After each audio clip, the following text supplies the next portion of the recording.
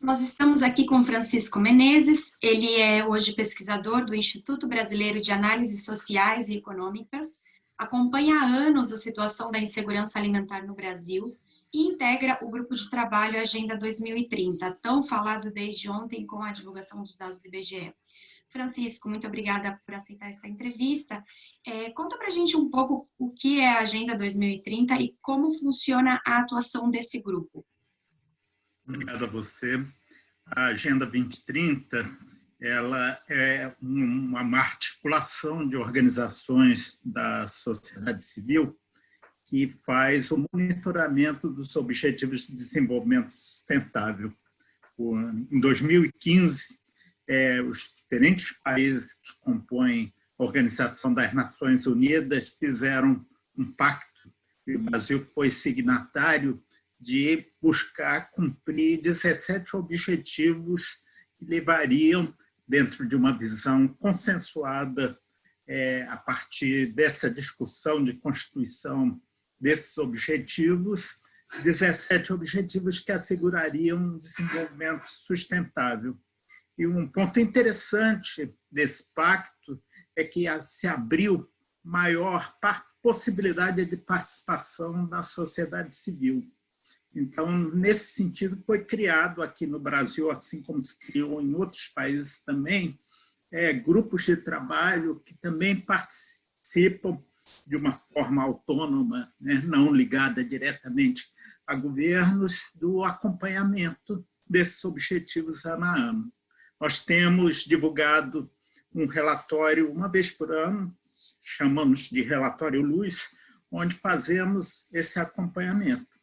A apresentação desses relatórios ela é voluntária, tanto de parte do governo quanto de parte da sociedade civil. A sociedade civil brasileira, assim organizada nesse GT, ela, desde 2017, elabora esse relatório e apresenta ele no fórum que se reúne uma vez por ano em Nova York. Mas, infelizmente, o governo brasileiro, até hoje, fazendo uso desse aspecto de que é voluntário, só entregou o primeiro relatório em 2017. E 2018, 2019, 2020, esse relatório não foi apresentado pelo governo nessa prestação de contas. Perfeito. Dentro desse mesmo tema, a Agenda 2030 tem também os Objetivos do Desenvolvimento Sustentável, né, que é as ODS, conferências internacionais como a Rio +20. De que forma o Brasil, para a gente entender, de que forma o Brasil, sendo signatário desses tipos de acordos internacionais, ele tem a responsabilidade ou a obrigatoriedade de cumprir com estes compromissos?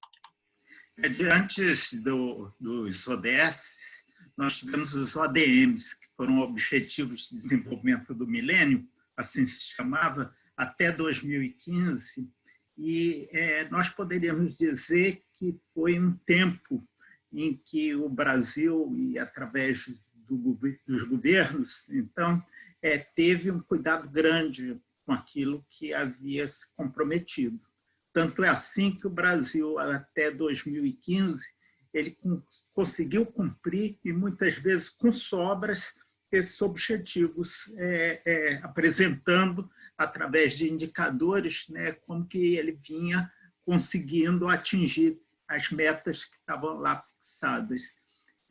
Com os Objetivos de Desenvolvimento Sustentável, corresponde também a um período houve muitas mudanças, tanto no plano político como econômico e social, e nós estamos assistindo, temos manifestado isso em nossos relatórios, uma frustração muito grande dentro da busca de cumprimento dessas metas. Cito, então, o que foi ontem divulgado pelo IBGE. A erradicação da fome é o segundo objetivo dos ODS. No entanto, o que atestam os próprios dados oficiais divulgados ontem é que nós estamos andando para trás. Aquilo que a gente tinha conseguido até em um determinado momento agora começa a retroceder e retroceder de uma forma acelerada. Francisco, essas omissões que você mencionou do Brasil, né, nos últimos anos, de participar das reuniões, e até mesmo o resultado negativo desses últimos dados que a gente verificou, qual é o impacto disso para a imagem do país, a nível de relações internacionais? Existem algum tipo de consequência de pressões internacionais relacionadas ao fato de o país não estar conseguindo cumprir, não estar cumprindo com as metas que se comprometeu? Eu acho que a consequência é bastante nefasta para o país. A imagem do país, por esse e outros tantos motivos, tem ficado bastante prejudicada. Não é? Veja só, no caso da erradicação da fome, o Brasil era tido como um modelo. Eu mesmo tive ocasião de participar de eventos em outros países, mesmo transferência de tecnologias sociais para países da África, para países da América Latina, e essa experiência brasileira era acolhida com muita atenção e mesmo como referência. Isso foi citado internacionalmente várias vezes. Agora, nós somos motivo de uma preocupação para os países, preocupação para a humanidade. Haja visto o que está acontecendo também no plano ambiental, né? E o que isso repercute no sentido de que o Brasil não só não cumpre os compromissos que assumiu em diversos acordos internacionais, não é, como, inclusive, declara desconfiança sobre esses acordos. Eu posso falar sobre os ODS, é importante mencionar isso, que no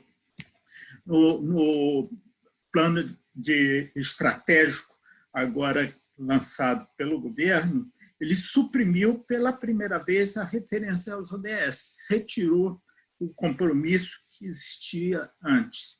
E acaba correspondendo, de alguma maneira, a declarações do presidente que vão no sentido de desconfiança sobre as organizações internacionais, né, que têm uma atenção sobre um desenvolvimento sustentável, sobre a saúde, sobre o meio ambiente, em vários desses campos. Então, vemos com muita preocupação. Na realidade, isso reforça a necessidade de nós, enquanto sociedade civil, fazermos um esforço de comunicação com toda a comunidade internacional, de uma maneira geral, alertando para o que ocorre aqui dentro, né? E, de outro lado, buscando também, nesse compartilhamento, recolhermos subsídios para podermos melhor trabalhar aqui. Os governos, eles tendem a atribuir o resultado negativo da fome à crise econômica. Mas a que se deve efetivamente o aumento da fome no Brasil? Acho que essa tua pergunta é de muita importância, porque, de fato, parte não só da questão da fome, a questão da pobreza e da extrema pobreza, sempre se alega a crise, assim se fala. Isso é a responsabilidade da crise. Eu acho que nós precisamos aprofundar um pouco mais. Na verdade, essas consequências nefastas que estamos vendo, elas são decorrentes de opções que foram tomadas para o enfrentamento dessa crise, né? Essa crise econômica. Outras, não existia só uma possibilidade de enfrentamento da crise. Foi feita uma ação que passa, por exemplo, na questão do teto de gastos, né? Que foi fixado em dezembro de 2016 e que vem destruindo tanto as políticas sociais, com toda a estrutura que tínhamos de proteção social, seja no campo da saúde, seja no campo da educação, seja no campo da pesquisa, que torna uma impossibilidade de avançarmos e, inclusive, enfrentarmos a crise sob uma outra forma. É importante também essa tua pergunta, porque eu particularmente, estou bastante convencido que nós chegamos no país em um momento como que tivéssemos que resolver algumas questões estruturais que, se não resolvidas, o país está só fugindo para frente e vai ver agravar cada vez mais os grandes desafios que vão se colocando de forma crescente cada vez mais. Quando eu digo isso, eu estou falando, por exemplo, da necessidade, que não se pode mais fugir dela, de uma reforma tributária progressiva que taxe a riqueza e que traga recursos necessários para o enfrentamento dos nossos grandes problemas. Quer dizer, nesse sentido, se nós não avançarmos dando passos para o enfrentamento da desigualdade, da pobreza, da extrema pobreza, da forma como ela cresceu, da fome, isso só vai se ampliar e nós, tomando medidas, como foi a questão do teto de gastos, de restringir mais a destinação de recursos àqueles que mais necessitam, só se amplia essa tragédia brasileira. Em uma entrevista, há 2 anos atrás, sobre o tema agência pública, você falou do estado de desproteção social, né? Como uma das razões para o cenário da fome. Ontem, em entrevista à TV GGN, a ex-ministra Tereza Campelo também falou da importância das políticas públicas para acabar com a fome. Só que, dentro de uma outra perspectiva dessas metas internacionais, fala muito em mudança de hábitos individuais, colocando a responsabilidade das mudanças nas próprias pessoas, né, na própria população, desperdícios, né, desperdícios em casas, também desperdício na indústria agropecuária. Mas de que forma os programas sociais como o Bolsa Família, eles são inseridos, e se é que são inseridos dentro dessas metas, para se combater a fome? A transferência de renda e da forma como ela foi implementada no Brasil teve uma grande importância nas conquistas que fizemos. Eu digo conquistas porque os problemas estavam longe de ser resolvidos, mas a gente via uma redução do número de pessoas em situação de extrema pobreza, e isso, inclusive, na gestão da ministra Tereza Campelo, com o programa Brasil Sem Miséria, que avançou ainda mais, né, sobre essas questões. Eu acho que era uma experiência bastante exitosa. Era uma experiência também, ela referência no plano internacional. O programa Bolsa Família é um programa, claro que sempre podemos melhorar, mas é um programa que já tem uma consolidação, uma experiência firmada e que trouxe resultados muito positivos, além de outras políticas, inclusive no campo macroeconômico, que permitiram aumento da renda, né, da parte da população antes mais vulnerabilizada. Eu acho que, nesse sentido, o Bolsa Família, a transferência de renda, fazia parte desse quadro de proteção social. Não só ele, mas diversos outros programas.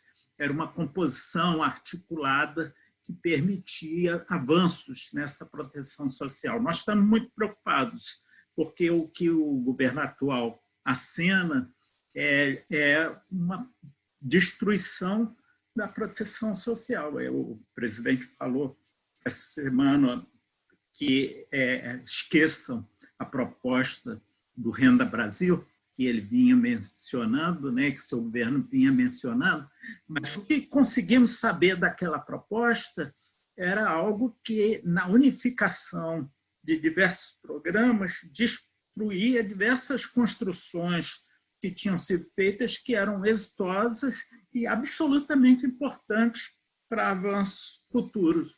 Eu falo, por exemplo, da questão do cadastro único, de como foi ele sendo construído, aprimorado, e o que ele já possibilitava. Então, corremos risco. Se essas ideias são retomadas, corremos risco. Agora, nesse sentido, eu creio que a gente pode avançar mais. Hoje se faz a discussão de renda básica permanente, né? E essa renda básica permanente ela será absolutamente essencial nesse novo contexto. Portanto, seguindo o modelo do programa Bolsa Família, não precisa simplesmente destruí-lo, precisamos avançar mais, porque estamos numa situação de um contingente maior de pessoas, inclusive por causa da forma como cresceu a informalidade e a precariedade do trabalho, um contingente maior de pessoas que necessitam dessa assistência mais direta do Estado, para poder, a partir daí, com dignidade, poder, por si próprio, ir se construindo. Essa ideia que você pegou bem, de responsabilização do indivíduo, não é? Ela é irmã gêmea dessa ideologia de minimização do Estado, de desresponsabilização do Estado. E acho que ela tem que ser denunciada. E de que forma é possível denunciar, uma vez que o governo ele permanece omisso, né, relacionado a estes temas? Os relatórios estão para isso? Como que a Agenda 2030 e o grupo de trabalho de vocês consegue, de alguma forma, dar voz a isso que está acontecendo? O relatório da Agenda 2030 ele tem uma importância, ele tem repercutido tanto nacional quanto internacionalmente, mas, ao mesmo tempo, o grupo de trabalho ele atua permanentemente durante todo o ano. Um ponto para nós é importante, foi formado no Congresso Nacional uma comissão dos ODS, que tem tido, inclusive, uma atuação vigorosa, com um espaço que, inclusive, agrega outras comissões, porque os ODS, como são 17 objetivos, agrega outras várias comissões parlamentares, né, e que tem mostrado uma abertura, inclusive, à participação da sociedade civil. E, nesse sentido, nós estamos todo o tempo procurando sermos vigilantes, né, em relação a esse monitoramento necessário, inclusive em cima dos fatos que estão ocorrendo a cada dia. Por exemplo, o grupo de trabalho está muito atento agora à questão das queimadas que estão ocorrendo, destruindo praticamente o Pantanal, né? Sabendo que todas essas questões estão relacionadas, né? Um objetivo que é atingido significa também os outros objetivos do desenvolvimento sustentável sendo atingidos. Então, nosso trabalho é permanente nesse sentido e com busca também de uma relação com a mídia aberta a essas preocupações, de forma a que possamos propagar nossas denúncias, nossas ideias e também nossas recomendações. Francisco, uma curiosidade que eu tenho, quando uma das metas são alcançadas, como foi o caso da fome em 2014, o acompanhamento disso, obviamente, é sempre esperando que não haja retrocesso, né? E quando ocorre o retrocesso, o trabalho ele é 2 vezes maior, porque não somente foi superado uma vez, então tem que retomar, voltar a superar estes níveis, e também prejudica as outras metas. Por exemplo, uma das metas, a primeira meta da Agenda 2030 é a erradicação da pobreza, que está diretamente relacionada com a fome, né? Nós estamos constatando com tristeza, não é, uma experiência no país de que, se uma construção de algo positivo para o país, dentro dessa perspectiva de um desenvolvimento sustentável, é algo longo, que exige muitos esforços, a destruição é muito rápida. A gente está num momento, infelizmente, de destruição. A gente está vendo isso em relação à questão da fome, a gente está vendo isso, ao mesmo tempo, em relação à questão da pobreza. A extrema pobreza, nos 4 últimos anos, subiu aceleradamente. E está às vistas de todos, né? Esse crescimento.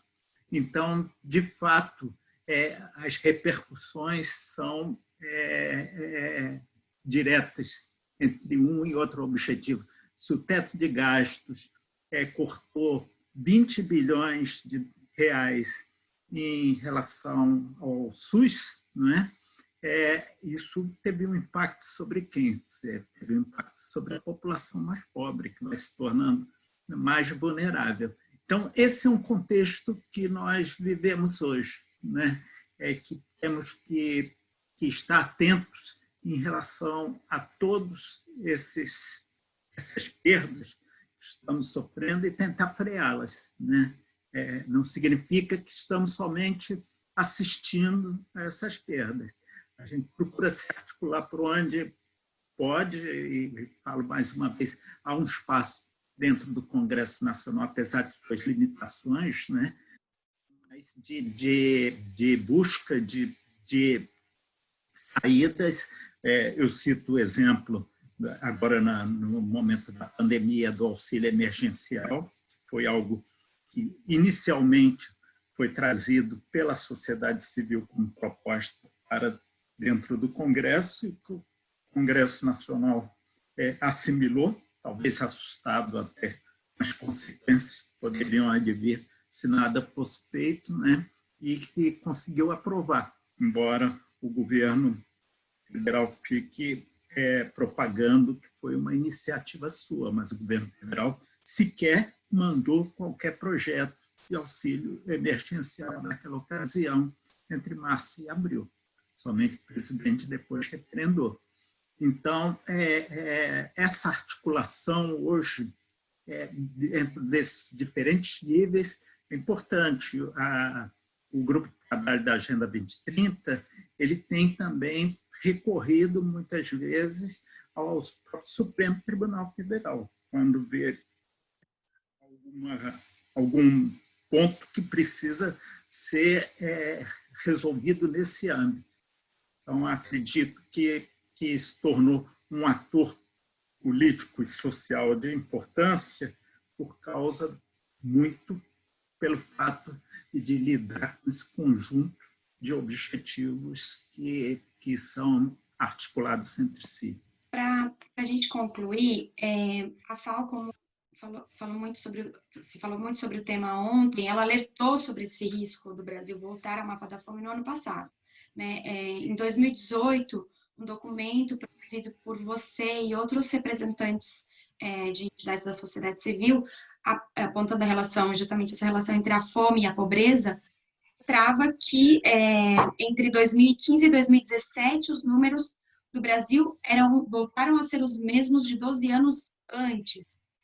Processo na questão da pobreza, com 10 milhões de brasileiros na pobreza e extrema pobreza. Dados da FGV também mostravam que a desigualdade de renda no Brasil aumentou desde 2016. Ou seja, o problema ele já estava mais do que claro, né? Antes, anos atrás. Com todos esses dados, o que se espera de maneira pragmática de um governo que já é consciente dessa tendência de resultados? Ou seja, não é uma surpresa, né? Desse governo, a gente não espera nada. A expectativa que tenhamos é conseguir neutralizá-lo dentro da sua lógica de destruição, porque é com isso que trabalha, o próprio presidente já expressou isso, e buscarmos, primeiro, a partir da sociedade e em discussão com as instituições brasileiras, contribuir no sentido de colocar propostas alternativas. Eu acredito, Patrícia, que o país está chegando a um limite que ele vai ter que se defrontar com ele mesmo.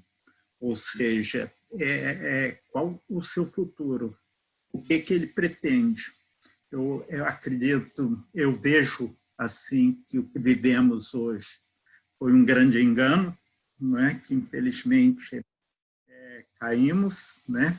Mas que nesse sentido as causas objetivas dessa necessidade do país se defrontar e buscar um projeto que supere essa situação, né, vão levar a que nós possamos avançar. Não sou pessimista nesse sentido, eu sou pessimista em relação às possibilidades com o governo que foi eleito. Mas eu acho que temos aí um trabalho a fazer, não sei a que tempo isso vai propiciar resultados, mas ele não pode deixar de ser feito a cada dia. Muito obrigada, Francisco, pela atenção e pelas explicações. Obrigado a você.